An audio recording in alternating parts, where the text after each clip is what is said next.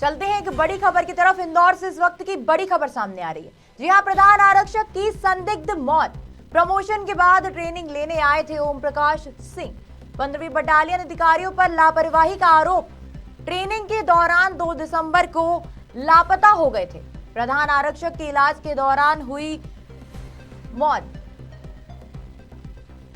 जी हां, आपको बता दें कि इंदौर से इस वक्त की बड़ी खबर सामने आ रही है, जहां धार जिले के ट्रेनिंग में के लिए आए प्रधान आरक्षक ओम प्रकाश सिंह के इलाज के दौरान मौत हो गई। बताया जा रहा है कि प्रमोशन के बाद ट्रेनिंग के लिए इंदौर आए प्रधान आरक्षक अचानक 2 दिसंबर को लापता हो गए, जिसके बाद परिजनों ने हर जगह तलाशा और आखिरकार बबरकुआ थाना क्षेत्र में बदहाल अवस्था में मिले।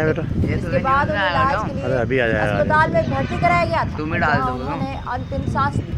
मृतक प्रधान आरक्षक के बेटे ने 15वीं बटालियन के अधिकारियों पर लापरवाही का आरोप लगाया है।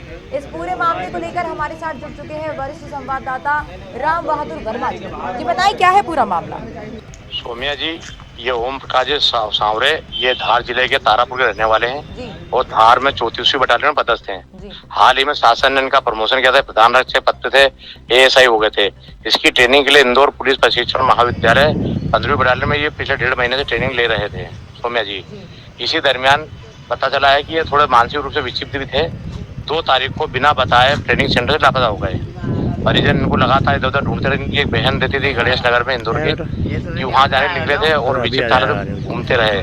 ना तो उनके तन पे कपड़े थे और ना ही किसी प्रकार ड्रेस थी।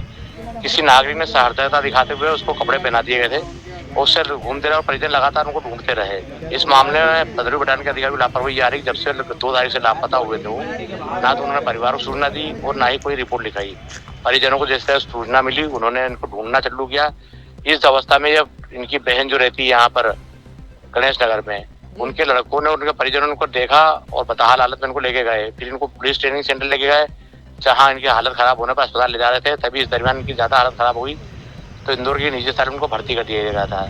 चूंकि इसमें 15वीं बटालियन के अधिकारियों की लापरवाही अभी तक भी ना तो वो यहाँ पोस्टमार्टम कराया है और ना ही किसी प्रकार की उन्होंने जानकारी ली। इससे प्रतीत होता है कि 15वीं बटालियन के अधिकारियों की लापरवाही है। सोमिया जी, परिजन आ चुके हैं। आपकी 15वीं बटालियन के किसी अधिकारी से बात हुई है क्या?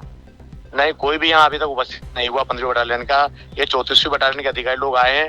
उनका कहना है कि हमने ट्रेनिंग के लिए पहुंचाया था यहाँ पे और चूंकि बीमार भी रहते थे, उनको समय पे दवाई वही नहीं मिली, इससे शायद ये स्थिति निर्मित हुई है। सोमिया जी, इस पूरे मामले में प्रशासन का क्या कहना है?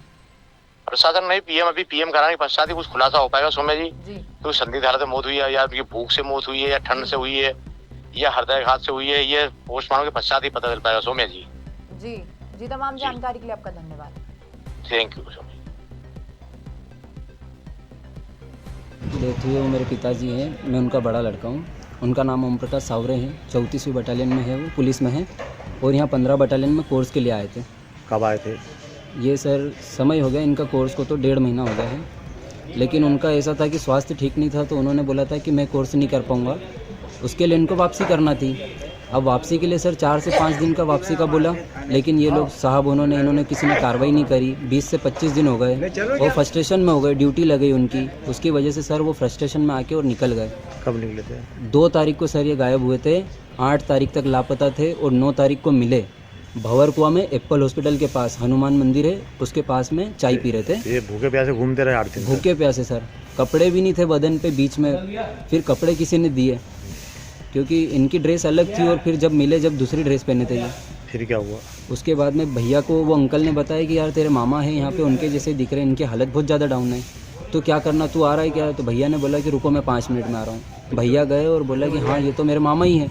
तो नाश्ता वगैरह करवाया उनको बढ़िया तरीके से, बातचीत करी।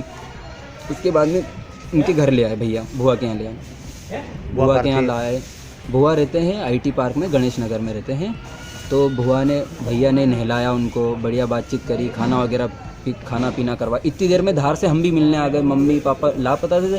ढूंढना प्रयास किया था क्या? ढूंढा था सर, 8 दिन से डेली इंदौर आके हम ढूंढ रहे थे। 90वें दिन दिखे वो। कौन सा अस्पताल लेकर थे यहाँ पे? तो अस्पताल कौन सा था सर वो? कौन सा था सर? हाँ ठीक, कौन सा अस्पताल लेकर थे? यूनिक हॉस्पिटल था सर। अच्छा। जवान की डेथ हो गई। हाँ सर। तो उसमें किसकी लापरवाही है? उसमें लापरवाही सर ऐसा है कि आईसीयू में थे तो मेडिसिन वगैरह भी डॉक्टर ने बुलवाई थी। नहीं, पतंजलि बटालियन के किन अधिकारी को लापरवाही इसमें क्या?